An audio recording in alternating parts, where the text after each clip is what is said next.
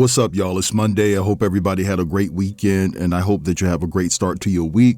So with all of that said, let's go ahead and get down. And I want to talk about this sad story involving an influencer by the name of Ashley Janae, who was found passed away in Tanzania. So what's being reported right now is that Ashley and her man, Joe McCann, took this immaculate trip to Tanzania. They went to go see all of these animals, these exotic animals and things of that nature. There are pictures of them with lions and so forth and so on. And reportedly, the two of them ended up getting engaged out there. He actually proposed to her. Now, something very fishy went down and she ended up passing away. And Joe is saying that she actually HUNG herself. Now, it was her birthday. Everything in life is great. He is really a big wig within the cryptocurrency market and things of that nature. This dude is filthy rich, and it just doesn't sound right to me that this woman will just take her life. Now, Joe McCann is sticking by his story. He told the local authorities there that she actually did this to herself. And what's disturbing about this situation is that allegedly Ashley may have been pregnant, that she told people that she could be pregnant. So this entire situation is just bonkers. Now, Ashley's family and her friends are saying that this is just bizarre because Ashley would never do something like this to herself. I want you guys to check out these clips and then I'll be back.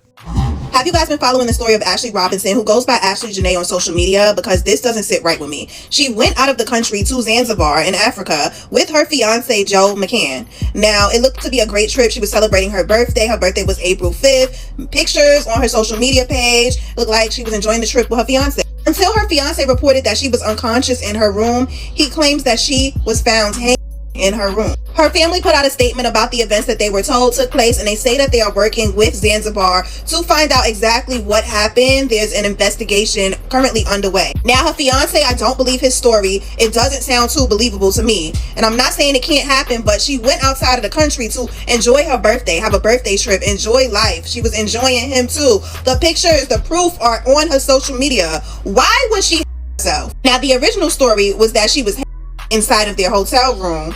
But there was another story that he said that she was from a tree. Which one is it? Her friend posted on X, "We need justice for my friend Ashley Janae, who was found in her hotel in Tanzania, and her fiance Joe McCann claims she hung herself. Anyone who knows Ash knows she would never commit suicide. We need answers now." I don't know her, but I know this story don't sound right.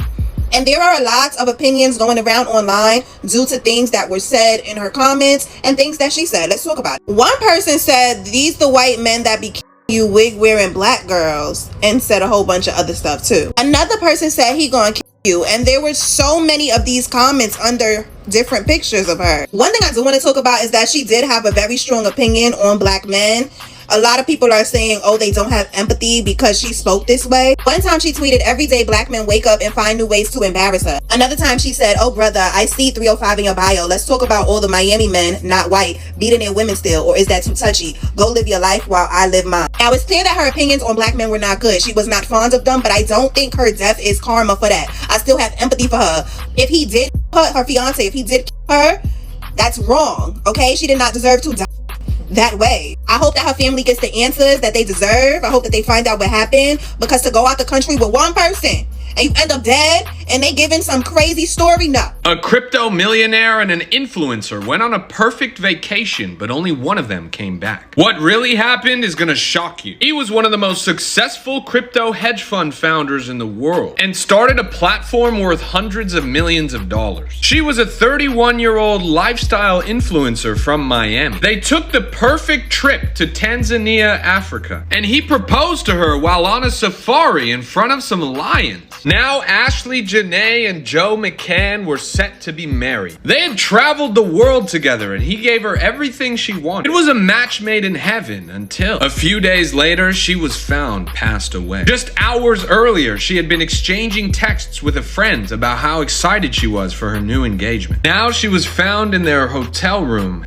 He said that she did this to herself and that there was no foul play involved. But her friends and family disagree and they demand justice. You see, those millions that he made as a hedge fund manager all disappeared recently. His fund collapsed and people criticized him, saying that everything he touched turned to ash. He went and deleted every picture of him and his fiance, scrubbing them from the internet. But pictures of him and his ex-wife were still available. He made no posts and no statements about what had happened. In fact, the day she was found, he was tweeting about AI as if nothing had ever changed. He deleted his Telegram chats and all of his accounts and groups. And why would she do this to herself on a vacation when she was just proposed to on her birthday? The hotel said that it didn't even happen on their property. The authorities are investigating signs of foul play. He didn't even let her family know. They were contacted by the authorities who found their emergency contact information in her passport. Was this an accidental tragedy or is this something far worse? Why would he be deleting his posts and messages and covering a trail? Why has he remained silent? Is this connected to the collapse of his multi-million-dollar crypto empire? Did she know too much about his shady business dealings? Was he directly involved in her passing? And do you think he's gonna get away with this?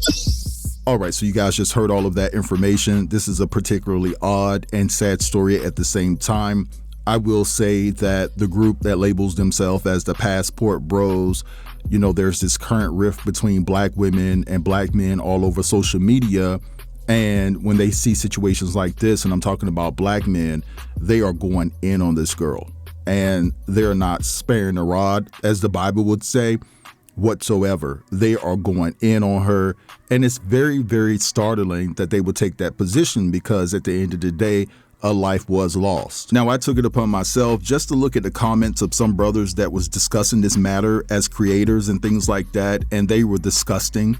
A lot of men were laughing at Janae, and then you had women, black women in particular, saying, hey, show some sympathy about the situation. And for the most part, there were men that were responding back to those same women, and they basically were saying y'all didn't show the same level of empathy and sympathy for Kevin Samuels. And then you had a lot of other people that were pointing out the fact that she could have been a Trump supporter. So this world is really gone to shit, if I'm being honest about the situation, because the most important thing to me, in my estimation, that the family finds out what really happened to their loved one. Because if Joe Can is behind that, I don't care what she said in the past about black men. Yes, it was disrespectful. I don't care what her alleged political party that she was subscribed to.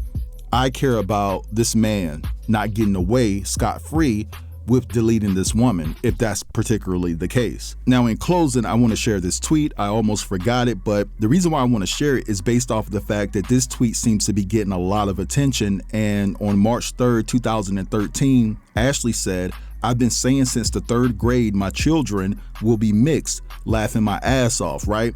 And so a lot of people are pointing to the fact that she was being anti-black right then and there. And it's a multitude of tweets that people are digging up from Ashley's past, where people are like, hey, you thought the grass was greener on the other side, then you got what you got. I don't feel that way. I think it's a effed up way to look at it in that way.